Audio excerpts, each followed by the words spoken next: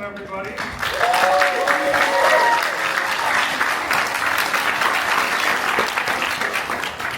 Aspen's Ekos panel 2025. How many of you guys have done one of our panels before? Woo! Oh yeah! Wait, who has not? Woo! Okay. There's a little ritual we have. I was born and raised in Hawaii, and there we have a word. It's aloha. It's a word that has multiple meanings and a complicated origin, but what it essentially comes down to is it means love. And hello and goodbye. So hello for right now. Goodbye, we'll do it again at the end. And love, because that's what we feel for you guys, and hopefully you guys feel for us. The only thing I need, though, is help, because I'm old now, and I can't count for myself. So, you guys all have Ekos shirts. Come on up. Can you count? We can try. That instills me with such confidence. Oh, we like your shirts. Thank you. Alright, so we need a quick count of, well, we need a good, healthy, energetic count of 3. And then we'll do aloha. Get all the blood flowing for birthday to come. Ready? When you're ready. 1, 2, 3.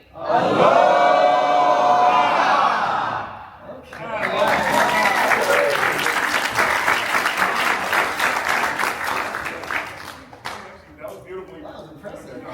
Thank you. Good job. So, my name is Peter Steigerwald. That'll be my one single introduction. I'm going to turn this over, actually, I guess it's a second introduction, to Frank Mastermaro, who will then introduce everybody else. And I'll sit down. Yes, hello. Thank you everybody for being here at our panel. This is amazing for Comic-Con 2025, featuring Ekos, and there's so many incredible things that we're about to show you in the next few minutes. So first, let me introduce our panel. This is Mr. David Maisel. Our co-owner, the original founder of Marvel Studios, and David has been working 24/7, nonstop on some very incredible things that we're going to be discussing with you today, and perhaps showing you some very cool things up there. So be prepared. Next to David is Mark Roslin.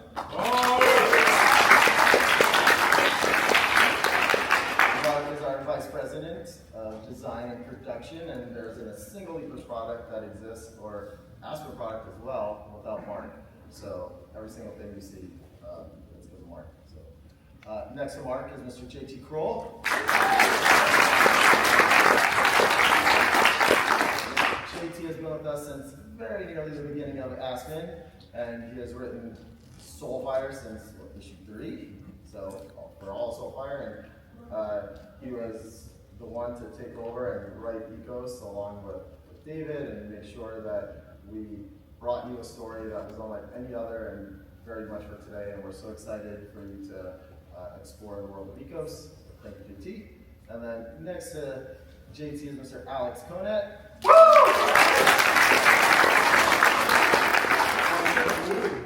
And obviously Michael Turner brought us Ekos years ago and gave us a very cool little glimpse of it, but Alex Conet is taking the reins and is bringing you all the incredible Ekos goodness that you're seeing. So we're very proud of all the work that Alex has been doing. And last but not least, Kirsten Pfeiffer. She works with David to run all of our development and all of our content and everything that is going to be coming your way from Aspen. So Kirsten is an integral part to everything that we do. So we appreciate everything you do for us. So with that said, let's transition to some very cool things that we're going to start showing you. First up, I know this is the Ekos Aspen panel, but we're going to start with some Marvel stuff. So this is a very incredible book that we put together with our friends at Clover Press. And at Marvel as well. And at Marvel as well, for sure. You know what, when we turned the book in, they didn't have too many changes. They were just like, looks great. And we're like, fantastic. Real quick, as Frank has this on there, this brings back memories. So in 2005, we knew Civil War was going to come out the next year, and it was going to be the big event of the year. It's turned out to be one of the biggest events, obviously, Marvel's Joe Casada recommended Michael Turner do that beautiful cover that you see there, and also all the variant covers for that limited edition. So it's was personally really rewarding to see Marvel and Aspen come together and put out this book last year and this year now in Con. Yep, we have a very cool exclusive version of this book that's at the booth right now. So if you have not seen this book, or if you want to just check it out, please come by the booth and take a look. We know you will definitely love it. We have some other great Marvel items as well that were part of the campaign. Some very cool trading cards, some FF trading card sets, some heroes, big Civil War 1,000-piece puzzle. There's some really cool Marvel items that we're selling for the very first time, honestly, in all the years that we've done work with Marvel. So it's very cool to have them available at the booth for all of you. Yeah, and Michael did, as you can see, a lot of Fantastic Four covers, so those are obviously very timely.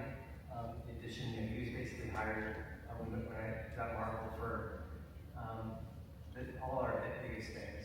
Whatever we get Michael on, we know he would sell so many more covers just because he did the cover, which isn't true for many people at all in the comics industry.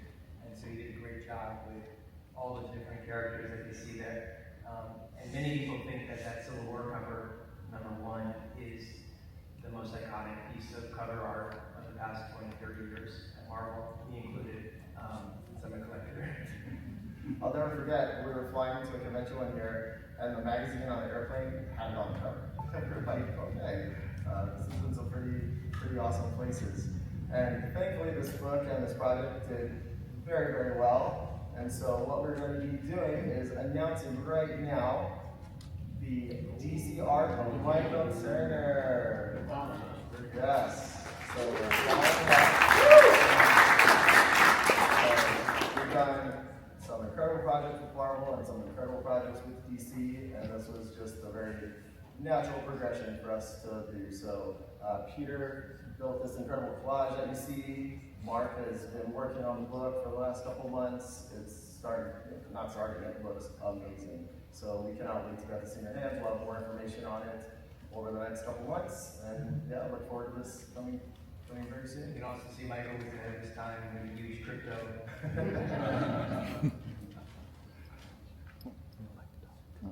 All right. I segue to you. All right. Yeah. So we're going to now switch gears to Ekos, and some of you people are new to our talks here. So I'm going to just give a quick few minutes update on, or sort of recap on how we got to this and why personally I'm sitting here. My life is about Marvel, and that.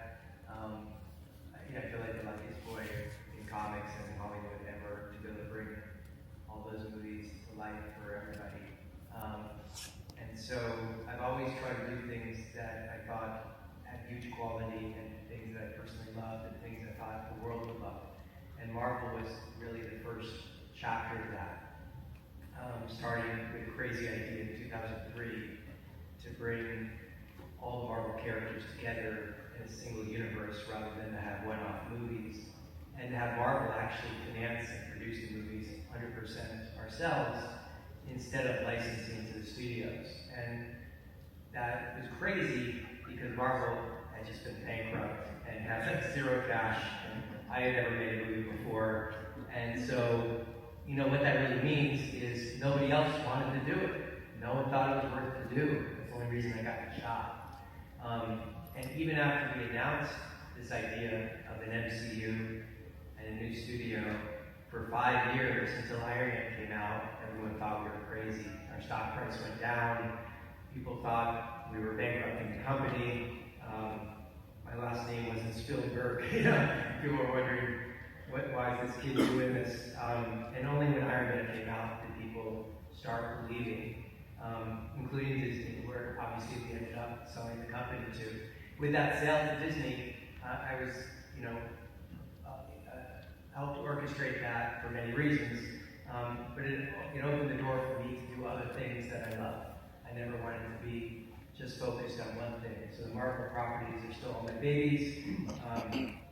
I pinch myself every day walking through the con and seeing all the excitement that the MCU has brought to all of us and to the comics business overall.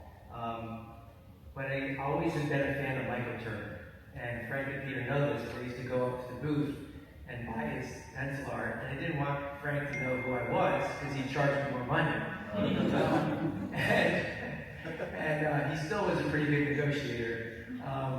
Michael, when he passed, left his, the Aspen comics to these two guys, and also the art. And so he knew how to take care of his friends, And Frank made sure he got top price for everything. But James Cameron had the rights for everything. I always thought that the next universe, the next cinematic universe, would be cool animation. We did live action with Marvel. This was before Spider-Verse came out. Animation in the West here is really still for kids. I made an Angry Birds movie to learn animation, and I had to put in a certain amount of fart jokes every couple of minutes, right? And so the idea of cool looking animation, not like CGI that we're used to from the past, I thought it would be really amazing, and that animation should have a visual DNA of a particular artist or artists, and that animation that visual DNA had to exude, coolness. Not sexuality, but coolness, sleek, sensuality, beautiful, something that is adult, but also okay for kids. And, the best art as a fan, I can imagine, that says that without any words, is the pencils of Michael Turner and the colors of Peter Stuyvesant. And that look that we all fell in love with in Fathom Volume 1, Soulfire Volume 1, with the combination of those two talents. So when Frank and Peter called me after seeing each other at a convention in 2017 and said that the entertainment rights had reverted, James Cameron got busy on, some small movie called Avatar that we wish him well on. I said yes. I grabbed the rights and help elevate this so that we can bring these characters and this new story of Ekos to the world. And so we've been hard at work on that for the past 6 years. And we basically, go back one slide if we could, we fumbled a little bit in the beginning. Fathom was the #1 comic in the world when it came out. What year was that? 98, above Marvel and DC titles, which never happens for an independent comic book company. And Soulfire is the top comic of the year too. So we developed those two as separate movies. But if you're aware, Soulfire is 200 years in the future from Fathom. And Ekos was just a one-page book that Michael did with Jeff Johns that was set on another planet. So we didn't really have it integrated into the same universe. Thankfully, COVID hit, and with reflection and time, take that out. Let me clear it. That's what the internet's going to quote you on that. That was a horrible thing to do. And first, I got to deal with a lot of people I know that got sick and passed, so obviously not that. The silver lining for us was it gave us a reset. And me particularly, I was hard on myself, and it forced me to think about, okay, let's elevate this so it makes it no-brainer. And so we came up with this idea of Ekos, which brings together all the characters for the first time, but does it in a natural way. The universe concept, which we started for the first time with Marvel, now is even tougher to do because there's, competing with my babies in Marvel, or competing against streaming, competing against social media. DC is maybe waking up after 20 years, and it's another story. But now it's tougher. So the way, as these guys know, I approach things is the love of creativity, but also the art of logic, like what would make sense, what would get through the noise. And so the one thing that was missing, we have the beautiful visual DNA, was what is the story idea that is so compelling, so differentiated from other things out there, that it deserves to be called a cinematic universe. And we spent a few years doing this. Over COVID, when theaters were closed, we explored digital art, and Peter led a team that, and Chris Chapman is sitting there, our tech wizard, we call him, our wizard, period, capital W. And we came up with a beautiful digital art offering that basically was artistic development for the movie and for future comics. It all has narrative, and you'll see some of the inspirations, color inspirations we used in that actually show up in Ekos. And then we also spent, all of us, a year and a half putting together, with Jeff Johns, who's not up here, a story that we're really, really proud of, that brings together all these characters for the first time. I can give a little bit of a recap of that for you guys. We did it with Kickstarter last year. It's now, we just put it on sale for the first time outside of Kickstarter yesterday. So it's at our booth. It's also at aspenstore.com. Why don't we flip through those a little bit? The next slide. Oh, is it?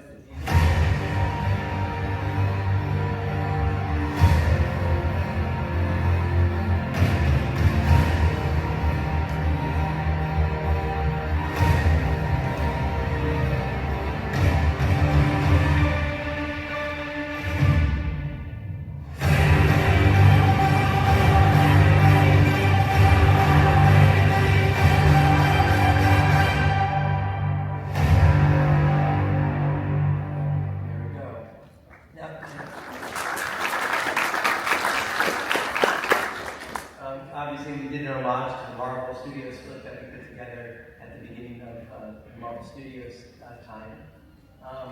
So the book came out, and we don't want to give away too much about the book, but we really thought about the best way to do this, and you'll see that character Grell, the one that's featured, who really, besides the 6 pages that Michael and Jeff Johns did over 20 years ago, was dormant.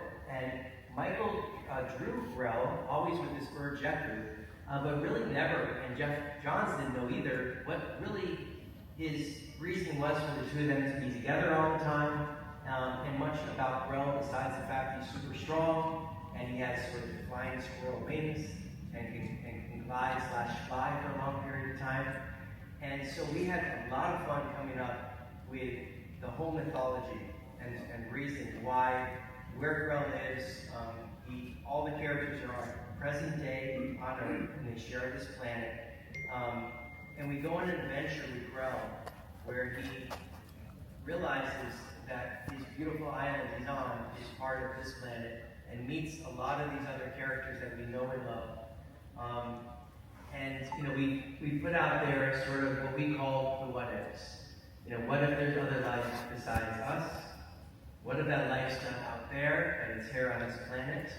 What if that's because evolution went into different paths to sentient life besides us? Maybe into the ocean, like Fathom, to magical realm, like Soulfire, Galapagos type of an island, like Grell and others. What if we just don't know about them yet? They don't mind being hidden. They have their beautiful realms, and no reason to make them known to us. But what if they know about us? What if they're getting concerned? And what if they are going to do something about it? So we go through this with a beginner's mind with Grell, and he learns about this planet, he learns about what's going on, he learns about these other species. He also learns about himself. He learns about what he stands for. And just like in Iron Man, where Tony Stark, by the end of the movie, is different than he was at the beginning. He's taking more responsibility. Tony Stark changes jobs from selling munitions to being a superhero. He falls in love with Pepper. And here, Grell goes through a transformation too. And he also learns about power he didn't even understand he had.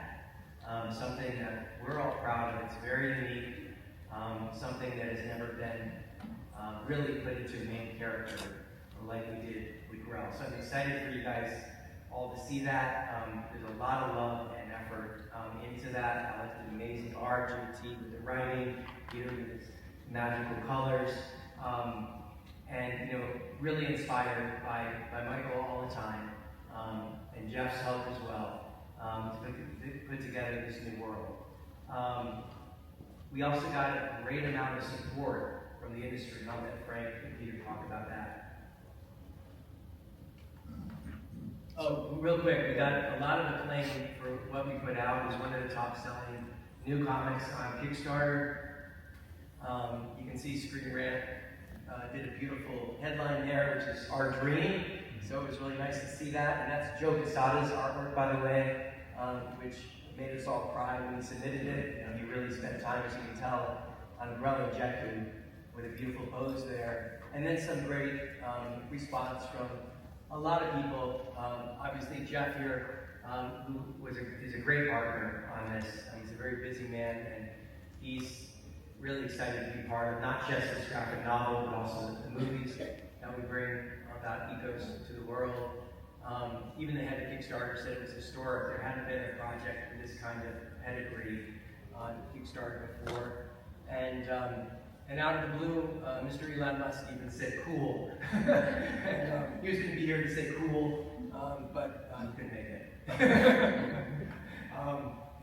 So we like that this is something that is not divisive. This is something that brings people together, whatever their views are. Everyone loves great entertainment and great messages that are true for everybody, independent of any other particular beliefs. And Peter. Yeah, so one of the great things about this book was it gives us an opportunity to reach out and contact not just our friends, but the best artists in the industry. So there's some fantastic stuff. Not only is Mike's original stuff there, you know, like obviously we all wish Mike could have done new ones, but instead we got guys like Joe Quesada, J. Scott Campbell has one down there, David Mack did a fabulous cover for us. So it's Alex Ross is there, as I've done in the end.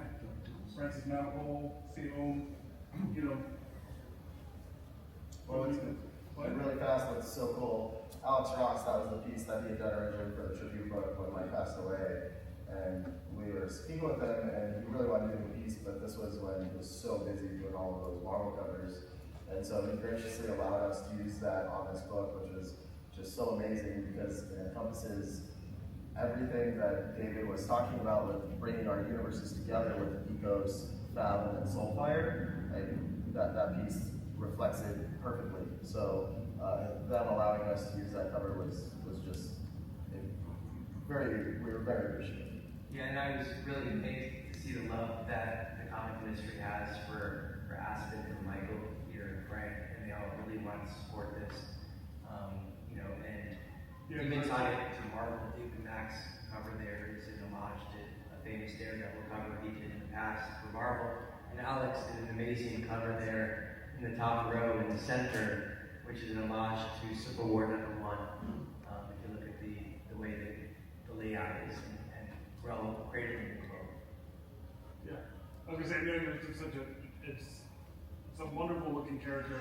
Like I remember in Kari when we were contacting him about doing it, the first thing he said was absolutely. He's like, that's just it's fantastic. So everybody was, you know, it was exciting time to get them all through this.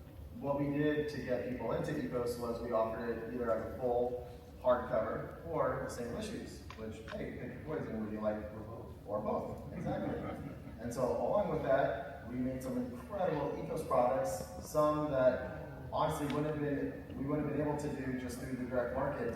Stuff like puzzles, standees, mugs, bookmarks, sticker sets, so many different items that we're like, you know what, this would be cool, let's do it. And so all of us, that's always the fun part, is brainstorming all the different items and all the different products that we think not only that we would like, but that all of you would like as well. And thankfully, when we got all the orders on the campaign, pretty much everything was a big hit. A lot of people, we have trading cards as well, and those were delayed a little while, unfortunately, but I got some incredible news actually. It made my Comic-Con yesterday morning is that they're getting packaged up, which should happen in about a week or so. So if any of you out there, all of you who back the campaign are waiting on trading cards. I'm waiting on my cards, right?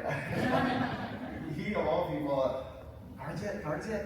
So yeah, they're going to be on the way very soon, probably within the next week or so. So I'm really excited about that. And I'll put in all of you are the first to hear that, and I'll put an update on the campaign probably right after Comic-Con, so everybody knows. But yeah, we're really excited that we were able to offer so many different items, that just expand upon the Ekos brand and the Ekos universe and give you the choices of all these different things that, hey, I want some stickers, I want a challenge point, I want some pins. So yeah, we're very excited. And that leads me to talking about what's coming next, because we do have the direct market version, and without getting into any of the stuff with Diamond Comics, who has been our distributor for a very long time, we will be now with Lunar distribution, starting for all of our new titles. So Ekos will be debuting in the direct market later this year, most likely early November will be the first issue, and we will put it out as issue 1, 2, 3, and then early next year follow up with a cool trade paperback and collect it. The hardcover will remain exclusive to people who back the campaign and will only be available on our website and through conventions and everything, and through future campaigns. But through the direct market, we'll have issues 1, 2, and 3, and then have a cool trade paperback that will be a perennial for a very long time. So we're very excited to have a very new and workable distribution partner that will get all of our Aspen products started. In the meantime, everything is downstairs at the booth, and we're lucky this year. Whoever was in front of us, the booth didn't show up, and so you can see that the Aspen Ekos booth is got like almost like a little tennis court in front of it. You know, obviously we're right next to the Marvel booth for people that don't know. Yeah, the book is there. It's the best place to get it, and there's a bunch of extra stuff as well. Yep, and all But you guys can also help us spread the word. We are reaching out to the retail community, letting them know that this is where we're going to be on Lunar now, but also if you guys are looking forward or if you find a retailer who says they don't know, tell them that that's where they can find their stuff. Because we know it's a time of transition, great change in the industry right now, so this is where we'll be. And so now that Ekos Volume 1 is out for everyone and will be out in direct market very soon, what does that mean? That means that Ekos Volume 2 is coming next, and we're so excited that Ekos Volume 2 out. If you've been by the booth, Alex has been working on some Alex is doing his layouts now. You'll catch your color pages, and we're almost halfway through. Everything's looking incredible, and we're so excited because Ekos Volume 2 is going to be headed your way very, very soon. I think we have a few sneak peeks for That will likely be also first started Kickstarter, and come by the booth. We have a scanner. We can send you emails with all the latest dates and times for that. Is there going to be a gap between the archive and the PC overbook? Yes. Yep. And we want all your pages. Now, we want it now. So this is a very cool double spread from Volume 2 that we're showing you for the very first time, that Alex spent just a little while drawing. Alex. What animals are those, Alex? I believe they're belugas. Yeah, honestly, it's always a delight to get to play around in all the worlds that Mike created, and like it's so much to just pull from.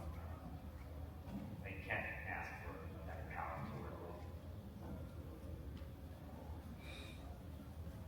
This is another very cool sneak peek for you. This brings us a lot of joy to see all the characters from different franchises together. And here in Volume 2, they're not just meeting for the first time. They're just in one of those sort of classical X-Men type of art where they're just doing their own thing and relaxing a little bit. And to get to this point in the story it is really satisfying. JT, you have a good time writing all of them, interacting? How many holy SHIT moments do you think you have in this book? 17.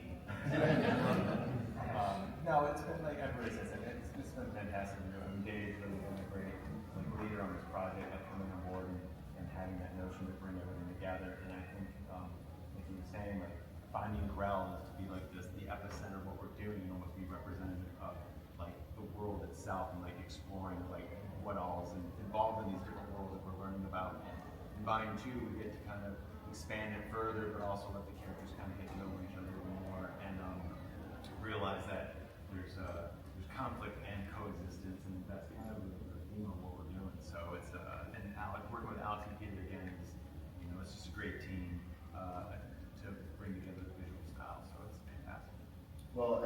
almost unsung heroes, Mr. Mark Roslin. Every single one of these pages, he inks and knows Alex's lines probably better than anybody on the planet.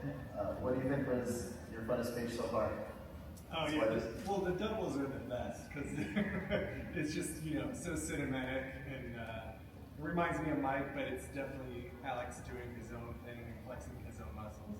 So it's really cool to work with Alex and just to help enhance what he's already brought to the table, and to work with Aspen and Grace and Malachi, that's so cool. And Grell, and I don't know, every day is a fun day to go to work. We're all very lucky for that. One thing I'd say that y'all might be interested in is when we started Marvel Studios, myself, I was chairman, there was a young kid named Kevin Feige, who was my right-hand person, and we had a small team, and the comics had already been written, obviously, on all the characters would stand and all the legends, and so we were standing on their shoulders. And our job was to try to find the best stories that would be loved by the comic fans, but appealing to the other 99% of the world. Otherwise, the film would have died and there would have been no MCU. And this is, and that resulted in something like Iron Man, which is really a love story with 10 minutes of action, which is all we could afford at the time. This is so much fun because we are all putting together this new story of Ekos, and like we said, inspired by Michael and his creations, but it really is a new story. And we're able to develop something that we can see would make sense as a film too. And so in many ways, you guys reading the graphic novel are seeing the storyboards that get put together for a feature film. And we all love comics, that's our DNA, but we also happen to have this love of film and entertainment, which is what created Marvel Studios. And this is what gets me personally excited, to stretch new muscles with new characters, and to be able to, with this team, develop something from the ground floor that you all can see is cinematic, like Mark said, and could imagine on a screen, hopefully in a couple of years. So with that said, we're going to let you open up for Q&A in just a second, but Frank has an announcement first. Yeah, don't leave early, because we have some very cool item for you, a very cool item. All of you will be getting this exclusive Ekos bag. And inside, the cool mystery Ekos pin. There's 3 different versions, so you have to see which one you get inside the bag, but they all have them inside the bag, so these will be waiting for you at the exit. And one more thing. And as David said, if you collect all 3 colored pins, mystery pins, then you'll have 3 pins. Yes. I can't claim credit for that joke. Somebody played it on me last night. What were you saying? And yes, one more very special thing. Yes, one more thing. Hang on, so we'll get the lights real quick. One of the things, first of all, everyone, before you do the lights, please. I need everyone to put their phones down. They're really outside of this group, so that's, thank you for that reaction. That's not the look of the movie. It's going to be even super cooler animation. You're going to think you see Michael and Peter's art come to life in a very slick way and cool way. But you get the sense of the tone and the energy of it. And a little bit of a spoiler there at the end, so I'm sorry for reading the book. You see where it ends up. We wanted you to see that. Speaking about the movie for a second, obviously movies cost in the hundreds of millions of dollars, even without marketing and promotion. So when I was at Marvel, I had the same dream. So it wasn't dissimilar to this. I joke about Hall H and everything else, but we couldn't fill Hall H when we just were working on the idea of this at the time. And so it's, the excitement around this and the ability to bring it to you all, continuing in comics like we said, and then hopefully have the world see it. So we want you guys to feel proud of it. might nice to feel like in a couple of years you can say, when you see Grell all over the world in images, that you're early in this. We're getting a lot of excitement from different people who we're talking to. It's not really about the excitement, this is more about what we want, right? So with Marvel, we financed the movie 100% ourselves. We could have got Iron Man out 2 years earlier if we let people own 50%. It wasn't just about the money, it was also about creative control and making sure it's done the right way. And you know, the past 25 years, it's been just me and Kevin running the studio, and I think that's one of the reasons why, not that everything is perfect, but that the world has felt like they were on an intentional journey with Marvel Studios, and that they knew that whatever was underneath the Marvel Studios name, that film was going to be fun to see their friends that they've gotten to know, all these characters, and it would be something cool and different, or at least we attempted that. And I think we're all going to see that with Fantastic Four this weekend, which is a dream to see Fantastic Four back in the MCU. You know, we didn't have that, and thankfully Disney bought Fox, and we got back Deadpool, Fantastic Four, and X-Men. So when a lot of people wonder why Marvel was sold to Disney, that was one of the reasons, is that we were hoping that Disney would, you know, buy a company like Fox and bring back some of our toys and our characters into the realm. We have the same vision here, because I wouldn't be doing this otherwise. It's not something I had to do, something I wanted to do because I love it, same as everybody up here.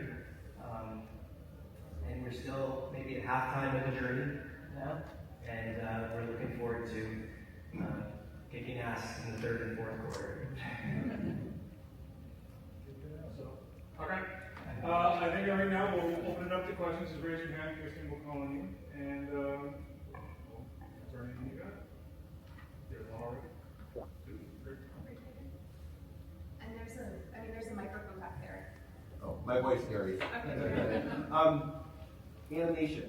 So I'm a big fan. I have a huge Disney drawing animation collection that goes back to the 50s and 40s. I love the look of hand-drawn animation. Taking that, this isn't your Pixar 3D, pseudo-realistic.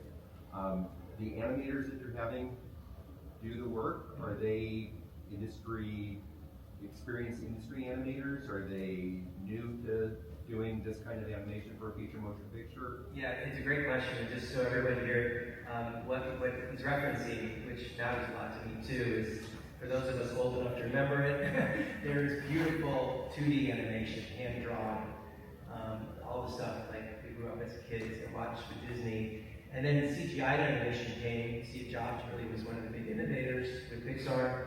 And it was super cool for a while, but you know, it sort of became its own look after a while. And in the West, in the East, I'm sorry, animation is more all ages, and there's different types of anime and other things like that. Here in the States, it became sort of one note for kids, and the look became similar, where you couldn't really tell, especially humanoid figures. And so the dream here is to do what I call cool animation.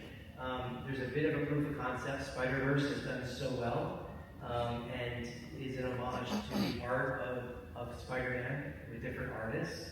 Ours is an homage to this artistic team of Michael and Peter. And we're going to take it a little bit further where, you know, Spider-Verse is PG. I'm not sure what the rating of Ekos will be, but it will be either, it might be closer to PG-13. Obviously, it has some serious themes, as you saw there. We live in this world. We don't want to, I think the audience admires intelligent content. We also have things that we are going to take a risk on here story-wise. That will be a little bit different from everything else that's out there. And so I want the animation to represent that. And to do that, we, especially here in the West, it's not necessarily in the wheelhouse of most of the animators. But what we found is they're so excited about this. You know, they see Michael's work, Peter's colors, you know, and this is different for them too. So don't know exactly the group of animators yet. We're still working on who our partner's going to be, whether it's going to be a studio or a streamer or a high net worth individual or a sovereign wealth fund. It's like, because of Marvel, I'm able to open those doors and then see who really gets as excited as we are and will support this, and hopefully get the right budget, and then we can put together the right team. I'm optimistic we're going to get from director to the most junior storyboard person. We're going to get huge excitement behind the film, and because I think people would like to do something different as well. And it doesn't mean in the longer future there couldn't be a live action version of this as well. But for us to differentiate ourselves and for us to really have our actions speak to our words of having the visual DNA of Michael and Peter's artwork, animation allows that to come to life. So I appreciate your question. I really appreciate that you saw that here, because this is still rough, and really want to strive so that when you all see this, you're like, wow. And there's not many examples. Arcane on Netflix has a cool animation style, Love, Death, and Robots, but can't really get Spider-Verse. But there's not much else to point to that's mass entertainment yet. Okay, so we're just answering in detail the visual part. What about the audio part with regards to voice actors and also the person or team that's going to score this first film? Yeah. Because you have the biggest problem with animation is people think cartoons and they get the lighthearted scoring, and they don't. The music doesn't match the visuals, and then the actors, unless they're experienced in like dubbing anime, don't understand that what you're trying to pull off is just like a live action movie, but it's animated. So if you could give us some what your approach is with regards to how you're attacking both of those areas. That's a good question, and I feel relaxed is the wrong word, but I feel much better doing this than I did with Marvel, because with Marvel I really didn't have any experience, right? So it's sort of intuition. Here there's been a lot of things that with Marvel that work, things that I learned from, and we can apply that to this. And as I mentioned earlier, after Marvel, we independently made a Angry Birds movie, which was a way to actually get a graduate degree in traditional animation. So your question, music is so key. With Marvel, we really were the first film with Iron Man that made that an integral part. We opened with Ac/DC Back in Black to set the tone, not just for Iron Man, but for the entire MCU. And we finished with now the late Ozzy Osbourne's I Am Iron Man at the end. And it's continued to be music a huge part of the Marvel DNA, obviously, best show through Guardians of the Galaxy. So we're going to treat it similar here. And same thing with the voice actors. It's really, what's nice about, I worked at both CA and Endeavor, and I've been in Hollywood my whole life, so a lot of friends want to support this, and some amazing people that you guys will all be proud of. And for us, it's making, I like when the actors sort of fit the role. Like Robert King is Tony Stark, and so here, we'll try to find a similar thing where it makes sense for that actor to play a particular role. Okay, that was our last question. If you have any others, please come see us at the booth. We will be there all 4 days. It's great to say that we'll be here there today and tomorrow, but you know what? We're going to be here all week. So we get our county assistants back up here again. Everybody, we'll sign in at the booth right after this panel, and anyone wants to get anything signed. And everybody remembers hello means, aloha means hello and goodbye. So on the count of 3. Yeah, ready? See, it's been like, an hour. They've forgotten. We're just so excited. Sorry. No, you did good. Ready? All right, ready? 1, 2, 3.